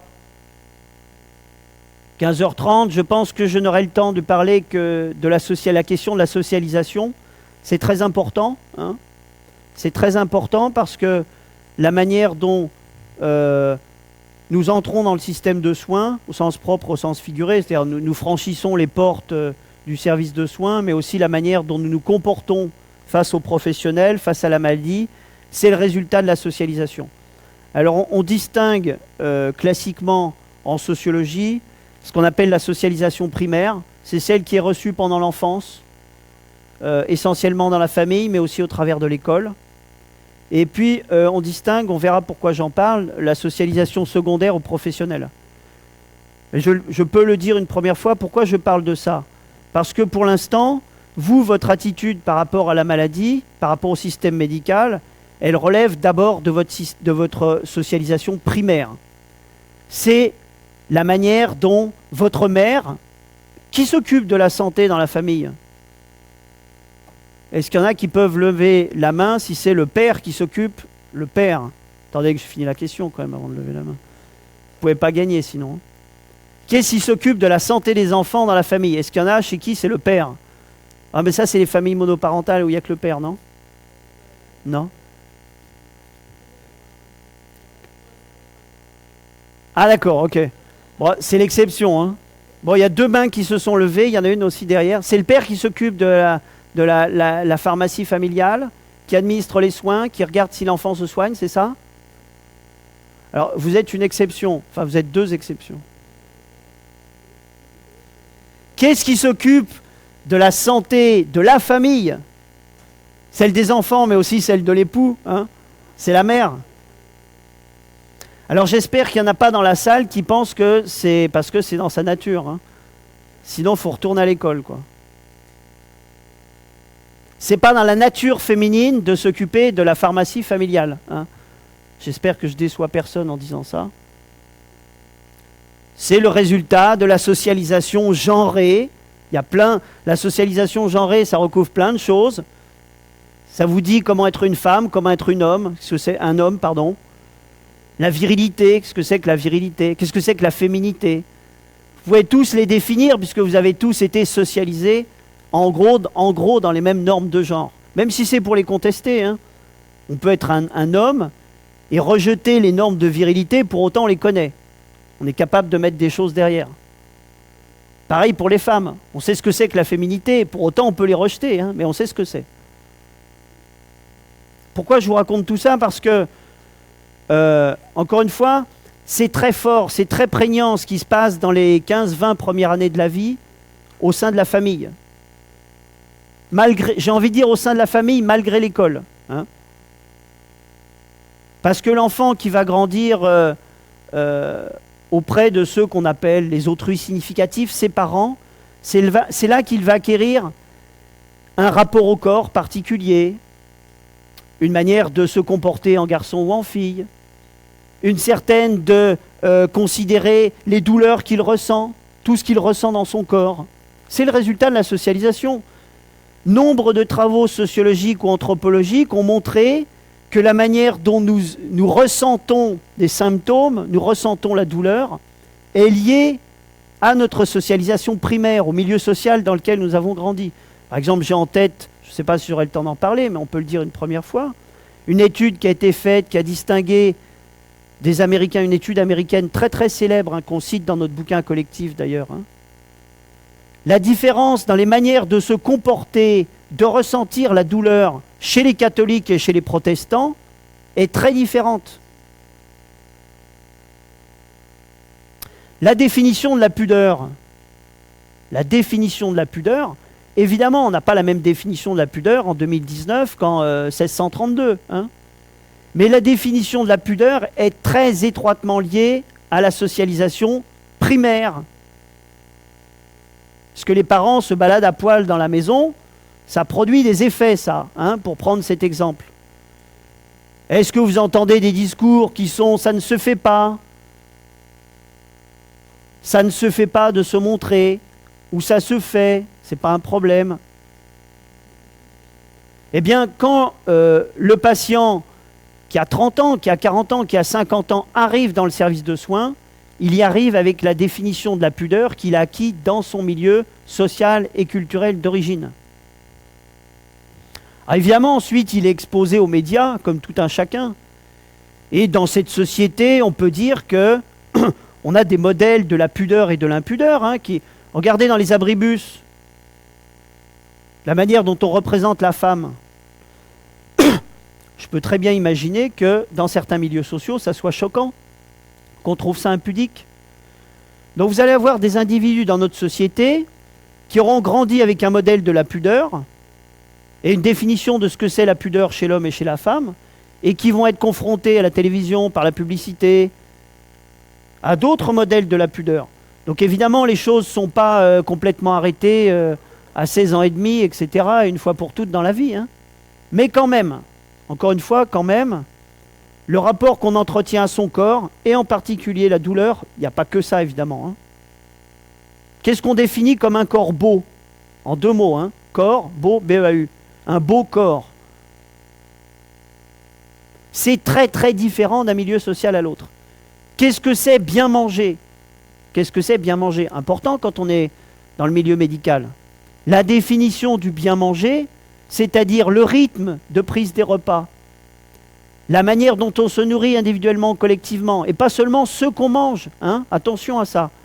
Si je vous dis on ne mange pas de la même manière selon les milieux sociaux, vous allez me dire oui, on ne mange pas la même chose. C'est loin d'être que ça. Est-ce qu'on cuisine à la maison? Est-ce qu'on s'assied pour manger? Est-ce qu'on prend le temps? Est-ce qu'on regarde la télé en mangeant? Et ça, vous peut-être que vous pensez que ça dépend des familles, mais que c'est contingent. Eh bien non, ça dépend des milieux sociaux. Ça dépend des milieux sociaux. Le fait de regarder ou pas la télévision en mangeant, ça dépend des milieux sociaux. Ce n'est pas un truc qui se produit au hasard. Hein.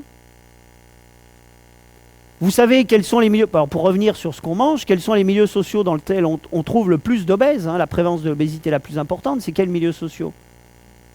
Non, milieux sociaux, pas pays. Mais États-Unis, vous avez raison. Quels milieux sociaux en France sont les plus touchés par l'obésité? C'est les prolétaires. C'est les ouvriers, les chômeurs. Et pas seulement pour des questions financières, hein. Aussi pour des questions financières, mais pas que pour des raisons financières. Le rapport à la nourriture. Qu'est-ce que c'est qu'une bonne nourriture? Vous avez des gens, ils sortent du restaurant, ils n'ont pas le ventre qui craque, ils n'ont pas le ventre plein, ils n'ont pas bien mangé. Hein. Vous avez d'autres personnes qui ont grandi dans d'autres milieux sociaux, avec d'autres définitions de ce que c'est que le bien manger, et qui vont avoir dans leur assiette, vous savez, un truc au milieu, comme ça, bien présenté, et beaucoup de saveurs, qui vont trouver qu'ils ont bien mangé. Tout ça, c'est la socialisation primaire. Et ça nous formate pour la vie. Même si, j'ai dit précédemment, et même si je vais parler de la socialisation secondaire, même si j'ai dit qu'ensuite, nous étions tous exposés à un certain nombre de modèles. On voit bien que sur la consommation d'alcool, comment les normes ont changé. Sur la consommation de viande, les normes ont changé. Donc évidemment, dans des milieux sociaux, il y a des milieux sociaux dans lesquels manger de la viande, c'est bien, c'est être fort. Hein. Ça donne de la force, manger de la viande. C'est lié aux milieux sociaux, mais c'est lié aussi à l'époque dans laquelle on vit. Je me souviens d'un texte de Barthes, le linguiste sémoticien Barthes, qui écrivait dans les années 60, 70, 80. Il a écrit un petit bouquin qui s'appelle Mythologie, et il a un texte qui s'appelle Le mythe de la viande rouge, dans les années 60. L'idée qui courait dans toute la société dans les années 60, c'était que pour devenir fort, il fallait manger de la viande rouge. Voilà. Aujourd'hui, qu'est-ce qu'on dit? On ne dit plus du tout ça. Hein. Donc il y a bien une évolution sociale globale, mais, encore une fois, j'insiste, il y a une socialisation primaire. Et donc, dans une relation avec les patients, vous qui êtes des professionnels, vous allez rencontrer des gens qui n'ont pas la même socialisation que vous. Et attention, parce que c'est une erreur qu'on peut même trouver dans la littérature, ce n'est pas juste le patient qui a une culture. Hein. Le professionnel aussi a une culture. Et le professionnel n'a pas qu'une culture professionnelle. Les professionnels que vous allez devenir ont grandi dans certains milieux sociaux, où les parents avaient une origine culturelle A, B, C. Une origine régionale ABC. Donc ne faites pas l'erreur de croire, encore une fois, c'est des choses qu'on peut lire dans la littérature, ne faites pas l'erreur de croire que seul le patient a une culture. et que la culture, c'est seulement les Maghrébins ou les Africains. Alors ça, c'est encore pire. C'est encore plus partiel et faux comme image. Hein. Nous avons tous une culture. Et vous, professionnels, même au terme de votre socialisation professionnelle, vous allez avoir quelque chose de votre culture, de votre socialisation primaire qui va subsister. Donc l'idée, c'est que le professionnel ne rencontre pas des patients qui ont une culture, qui ont une socialisation primaire. Mais ce sont deux cultures qui se rencontrent.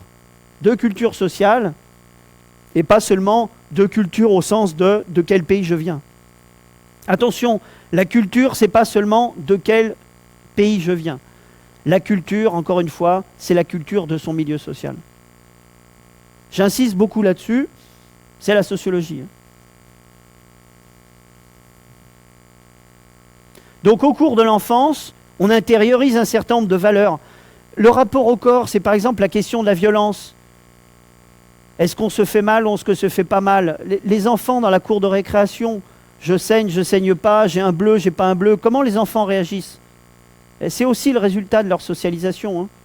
Il y a des milieux dans lesquels on leur dit il faut t'endurer, tu saignes, c'est pas grave. Hein. Il y a d'autres milieux dans lesquels on réagira d'une manière différente. Et on considérera que si on a une douleur, il faut se plaindre. Il faut exprimer sa plainte. Premièrement. Et deuxièmement, cette plainte relève ou pas du médical. Hein. J'ai mal à la tête, qu'est-ce que je fais? Comment je réagis? Est-ce que je m'automédique? Est-ce que je reste sans rien faire, je continue à bosser comme si de rien n'était? Est-ce que je vais voir le médecin? C'est pas arbitraire tout ça. Les réponses que nous avons à notre ressenti, à notre expérience corporelle, à ce qu'on ressent, c'est pas de l'arbitraire. Hein. C'est le résultat de la socialisation. Il y a des manières de traiter son corps. Alors, par exemple, regardez, c'est très intéressant, la place des clubs de fitness aujourd'hui, de musculation, de remise en forme. Combien ça a changé dans notre société? Avant, c'était véritablement des salles de musculation où les types venaient, je vais dire ça comme ça, les types venaient, il y avait des glaces partout, les types venaient, il fallait avoir des gros muscles, etc. Regardez comme notre société a changé. Regardez. Alors, déjà, c'est plus les hommes, parce qu'avant les femmes, il fallait qu'elles attendent 70 ans à la gymnastique volontaire pour s'y mettre. Hein. Ceux qui allaient dans les salles de sport il y a 20 ans, c'était les hommes, point. Il n'y avait pas de femmes, exceptionnellement. Hein. Qu'est-ce qu'on trouve dans les salles de sport aujourd'hui? Des hommes et des femmes. Et ce qu'on va chercher à produire comme corps, à construire comme corps, parce que notre corps, c'est ce avec quoi nous nous présentons à l'autre. C'est ce avec quoi il nous perçoit. Quel est la première chose par laquelle on rentre en relation avec l'autre? C'est l'image du corps. Et ça, nous le savons. Nous le savons. Et donc, nous travaillons notre corps.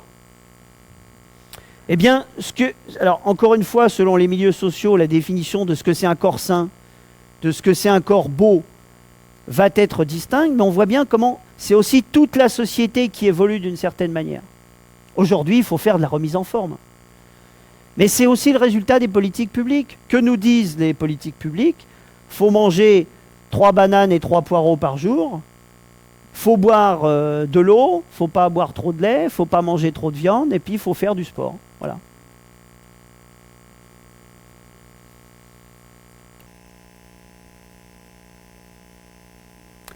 Donc, entretenir un certain type de rapport au corps, ça veut dire le soigner, ça veut dire l'écouter.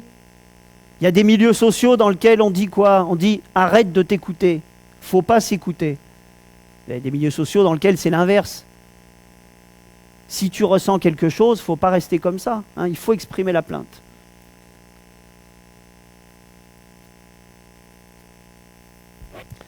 Donc la définition de la pudeur, c'est pareil. Hein, ce n'est pas aujourd'hui la même chose en France et en Australie. Ce n'est pas la même chose dans la France de 2019 que dans la France de 1930. Mais ce n'est pas non plus la même chose dans tous les milieux sociaux. Le rapport à la douleur est très différent. J'ai cité l'exemple tout à l'heure de cette thèse sur les inégalités sociales face au cancer, avec ces patients d'origine modeste, de classe sociale défavorisée, qui arrivaient dans le système médical avec de la douleur que d'autres milieux sociaux n'auraient pas supportée. Parce qu'il ne faut pas se plaindre, ça ne se fait pas de se plaindre. dur au mal. Vous connaissez l'expression être dur au mal. Mais tout le monde ne partage pas cette idée qu'il faut être dur au mal, hein. Loin de là.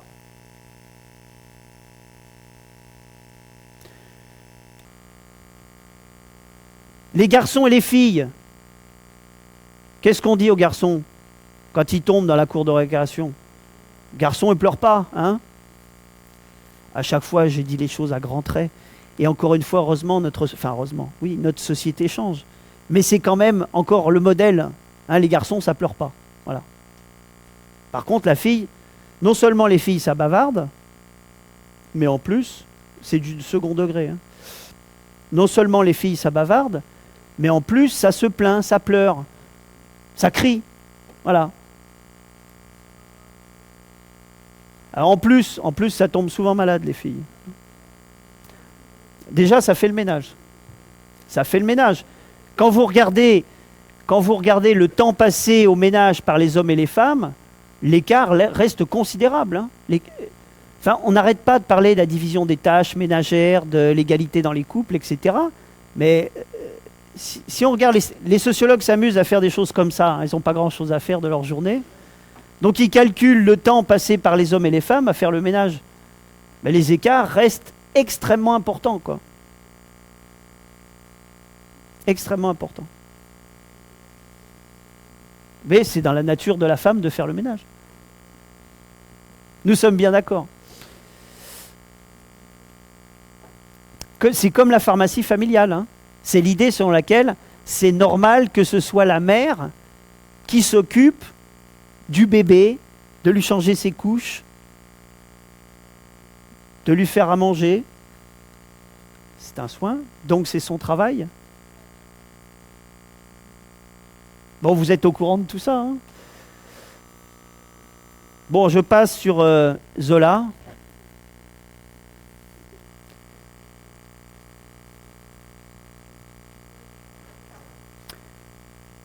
Juste peut-être cette idée là, 15h45, cette idée, et je dirais juste un mot sur la socialisation professionnelle, la socialisation secondaire.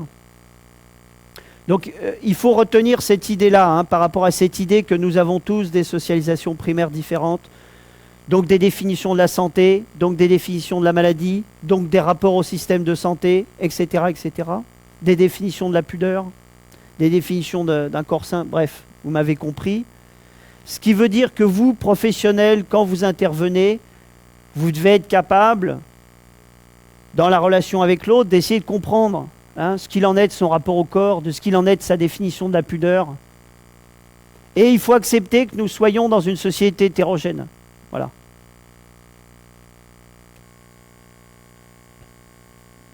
Alors, je termine en parlant de la socialisation secondaire. Ce qui va produire ensuite un décalage entre le professionnel et le patient, c'est qu'au cours de votre formation, vous allez apprendre un autre rapport au corps, apprendre un autre rapport à la plainte. Vous allez, comme les médecins, comme d'autres professions paramédicales, vous allez avoir un rapport, on va dire, plus technique, par exemple, au corps, hein. Vous n'allez pas le percevoir de la même manière. Ce qui ne veut pas dire que ça va effacer, je l'ai dit tout à l'heure, ça ne va pas complètement effacer votre socialisation primaire, mais ça risque d'accroître l'écart qu'il y a entre vous et le patient, dans la manière de concevoir le corps et la plainte.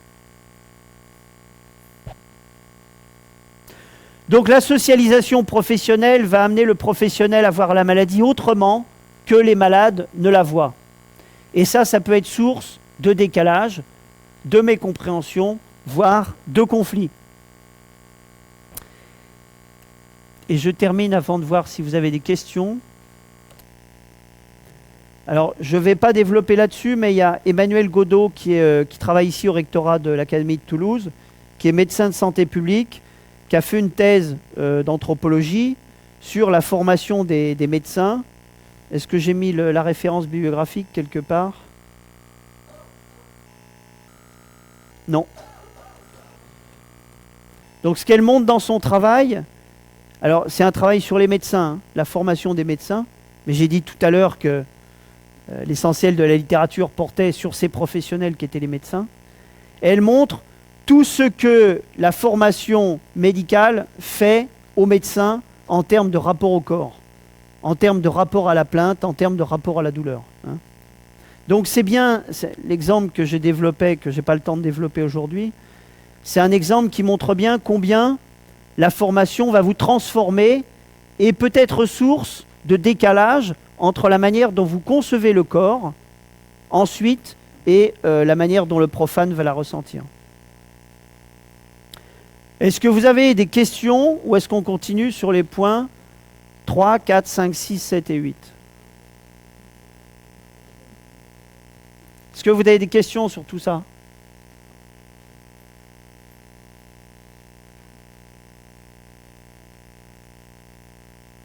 Oui.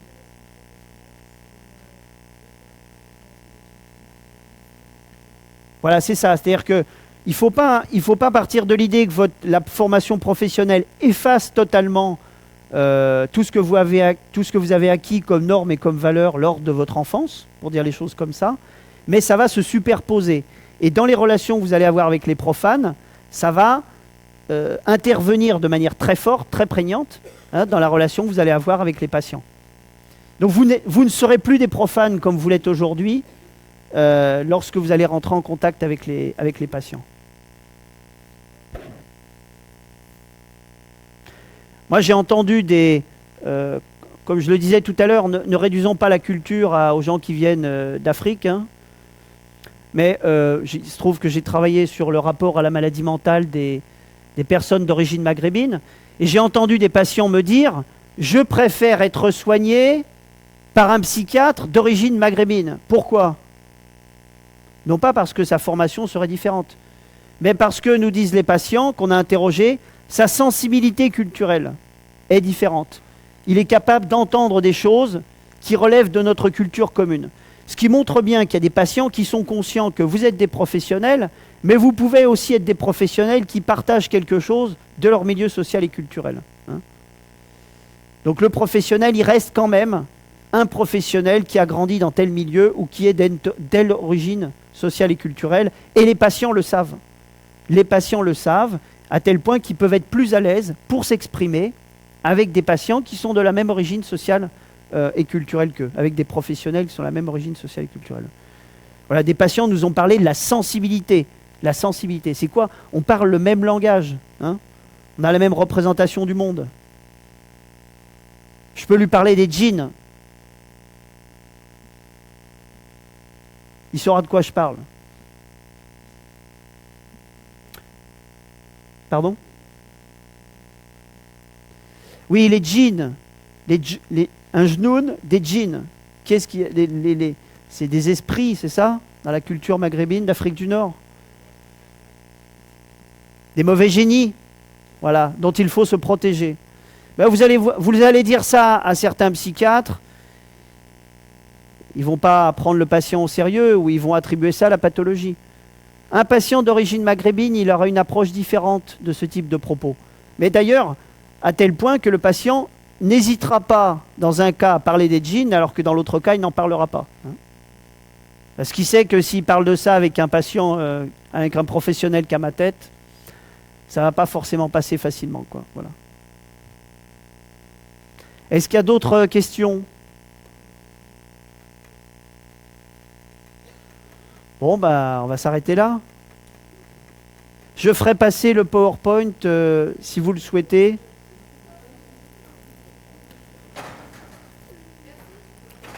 Je vous en prie.